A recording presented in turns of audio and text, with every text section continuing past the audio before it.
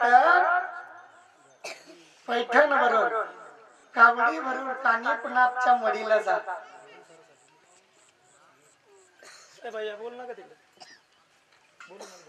का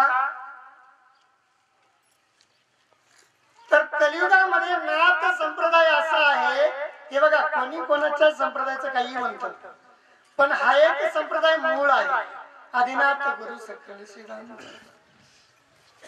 मग त्या कानिपनाथ महाराजांना जाण्याचा उद्देश काय सांगितला, तर त्या ठिकाणी 12 पगड जातीची पंढरी भरते, यात्रा भरते, त्या ठिकाणी तुझा भाव नाहीये.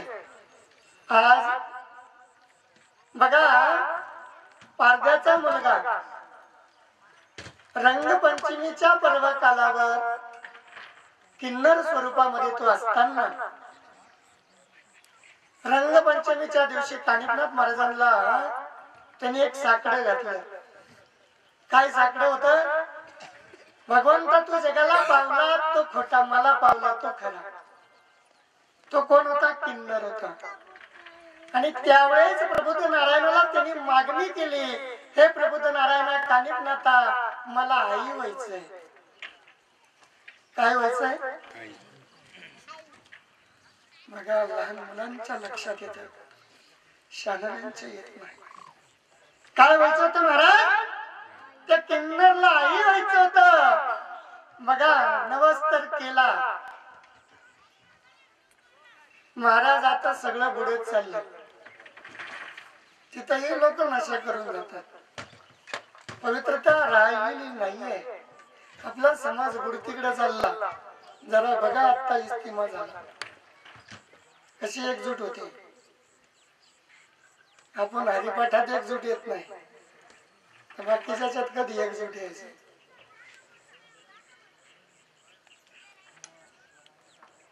महाराजांना असं संकट पडलं, हे तर भगवान स्वरूप आहे आणि याला पुत्र द्यायचा कसा. बरं सांगितलं, हा माझ्याच उदरी जन्म आला पाहिजे. कोणाच्या,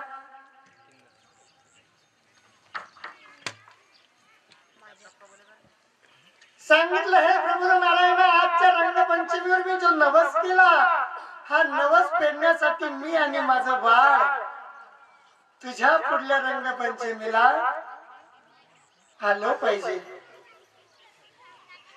महाराज त्यावेळेस बघा, प्रबुद्ध नारायण कानिपनाथ बाबांनी बराच वेळ विचार केला, काय करावं. संकट पडलं, धर्म संकट पडलं, आणि मग प्रबुद्ध नारायणाने आशीर्वाद दिला. कारण तो मागणी कशी होती, तळमळीची होती, अंतःकरणाची मागणी होती. मागणी करावं, भगवंताकडे मी मागणी करायचा अधिकार आहे, पण कशी मागणी पाहिजे, नाही तरी मग काय, आपल्याकडे तर आहे, ज्या देवा समोर गेलं त्या देवाला वेगळंच मागायचं. जिथं देव दिसला तिथं हात जोडायचा. आपले वार बदलला देव बदलतो, आपला वार बदलला मागणी बदलते. आणि मग त्या प्रबुद्ध नारायणाने विचार केला, जर मी याला पावलो नाही तर हा पुढल्या रंगपंचमी यात्रामध्ये धिंगाणा घातल्याशिवाय, आणि मग माझ्या जर यात्रेत त्याने जर धिंगाणा घातला, त्याचं आयुष्य बरोबर झाल्याशिवाय यात्रा माझी नाही बरं का, मी माझं नाही म्हणत, बाबाचं बोलतोय. काय करावं, धर्म संकट पडलं, नाथ संप्रदायाचे महाराज होते, त्यांचं कसं सांगू का, 4 गाणी 4 खाणी, चंद्र सूर्य पवन पाणी. आणि संस्कृत मधून बोलू का, जरी का दृष्टी करील वाकुडी, उतरील ब्रह्मांडाची उथडी. आणि मग त्या प्रबुद्ध नारायण कानिपनाथ बाबांनी आशीर्वाद दिला, तथास्तु कल्याण भवतु. महिना गेला, 2 महिने झाले, 3रा महिना लागला आणि महाराजांना गर्व राहून गेला. आता 7 महिने झाले. आपल्याकडे काय करतात आता, तेव्हा होतं का डोळं जेवण?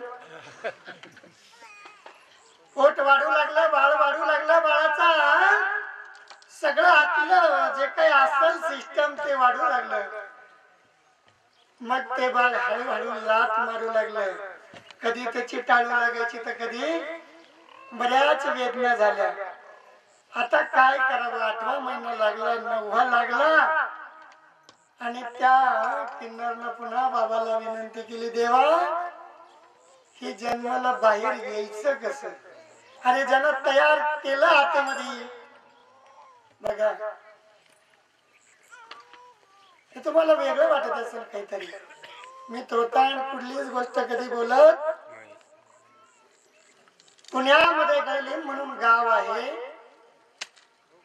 जा कधी तुम्हाला अनुभव माझ्या जर या वाणीचा घ्यायचा असेल तर. त्या किन्नरला आई केलं असे माझे प्रबुद्ध नारायण कानिफनाथ बाबा.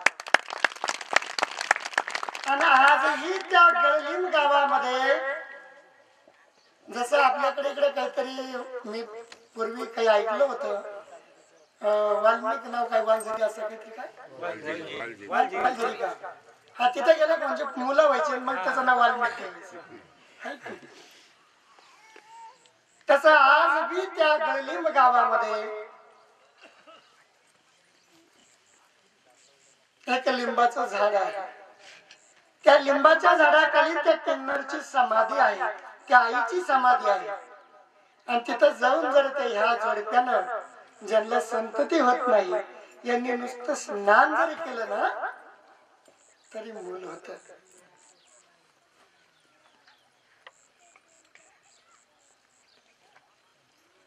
भगवंतानी आपल्याला जी वाणी दिली ती फक्त चांगलं बोलण्यासाठी.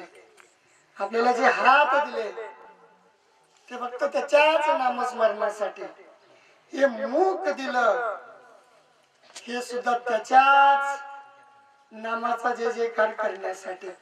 आपण ज्यावेळेस बाहेर निघलो ना सगळं हो हो म्हणत होतो. तशी सुटकाच नाहीये. आतमध्ये सगळं विचारलं जात. पुढं आतमध्ये.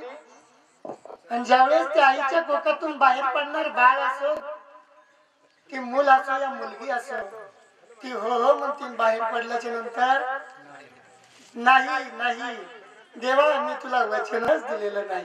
ती तिथंच खोटं बोलती, पुढे काय बोलणार नाही. परंतु हा कलियुग आहे. आला आला कलेचा वारा. पाप झाले पुण्य लपले गोट्यापासून करती आंघोळी. शस्त्र भंगले देवा भंगले.